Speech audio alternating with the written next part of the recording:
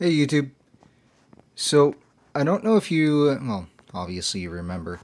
It's on video and it's in the history. Anyway, so I had pulled out these lights from these little keychain flashlights that I had gotten from Temu.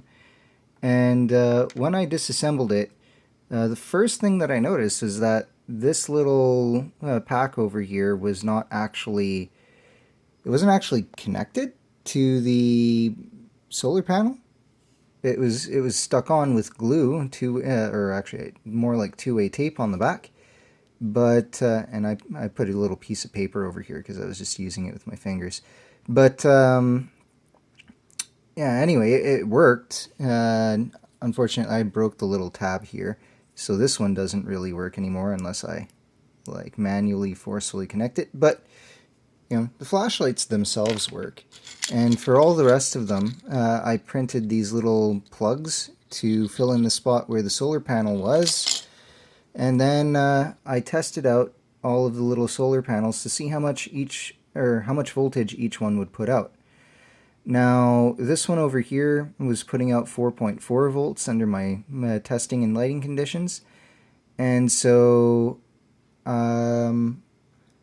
anyway, I had a bunch of different voltage ranges, and I wasn't really sure exactly what I was going to use each one for. But nonetheless, they're all useful, and I'm still quite pleased with the solar panels that I picked up. Now, my solution over here to be able to connect them all was I designed and 3D printed this little case for them. Now, it's got a piece of foil tape that runs up each side and the back. And the reason there's 6 screws here is because I'm using the compression from the screws to press the electrical connection down on the foil tape.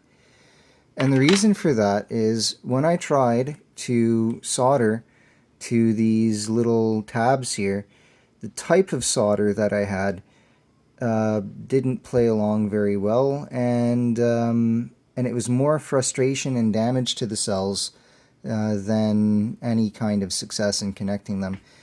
I probably need a different kind of solder, but I don't have a different kind of solder right now, so that is how it's going to be. Now, with these, it's actually pretty convenient. This design here is easily resizable to fit multiple cells, or even just cells of different shape, just by playing with the width and the height. And this connection mechanism here actually turned out really good. The compression makes a pretty darn solid connection. And I'll stick it onto milliamps just for the moment, just because that's where I had it. And I'll show you here. Off of these two little screw terminals, you pick up everything these little panels make. So this is relatively poor lighting. Yeah, that's right. Lights on the camera. I can't move closer without... Anyway, so you get the 2.2 milliamps. And then for voltage, that's right, I just gotta change over the leads. Alright, and for voltage, we have 4.6 under this lighting, and once the sun comes out, this will go up to about 5.8, and if probably higher if I take it outside. I haven't tested them outside yet because I've been mostly looking at these for the purposes of indoor solar harvesting. But I get voltage, and that will, well, I'll have to find a spot to put this. Thanks to these screws over here, I'll be able to multi-purpose these holes so I can mount it to something else. And thanks to the screw connection over here, it's going to make it really easy for me to attach wires to this without messing around with the panels or worrying about fiddling around with the panels. Additionally, because these screws stick out so much in the front, these panels now are protected from any sorts of falling damage unless they fall on something relatively thick, and that happens to strike the glass on the panel.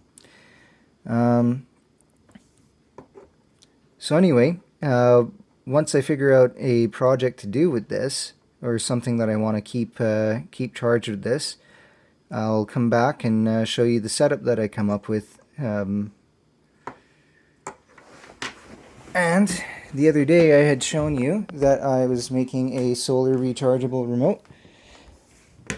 And yeah, this has worked out pretty darn well.